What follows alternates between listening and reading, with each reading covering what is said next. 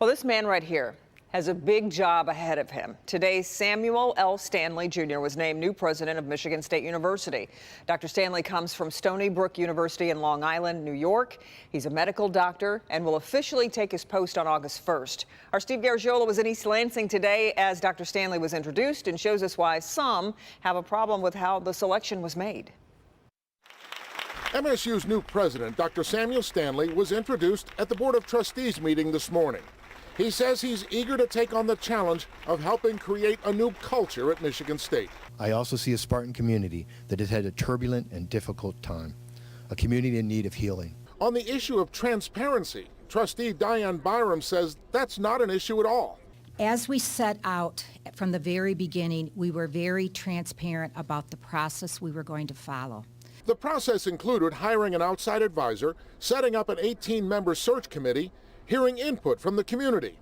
But critics ask why Dr. Stanley's selection was kept a secret, as was the list of finalists, as was the selection process itself. That's really concerning. That suggests that he is going along with this culture of secrecy, culture of never finding out what really happened, not wanting to know. That really concerns me. There were no Nassar victims at today's meeting. Many of those families feel the process has done little to create confidence that the culture of secrecy has changed. Our lack of confidence, our lack of trust is not with him because we don't know him. It's with the Board of Trustees. And the decisions they continue to make in private, the decisions they keep to make, that keep others out of the decision-making process. There is a lot of healing to be done at Michigan State. What happened at MSU will not be forgotten. Instead, it will drive us every day to work together to build a campus culture of transparency, awareness, sensitivity, respect, and prevention. You know, Dr. Stanley was at Stony Brook for 10 years as president, and things were going very smoothly. I asked him, why would you want to leave that and come to Michigan State, knowing what had happened here? And he said he really felt he did all he could do at Stony Brook. He was ready for new challenges and new opportunities, and he certainly has both now at Michigan State.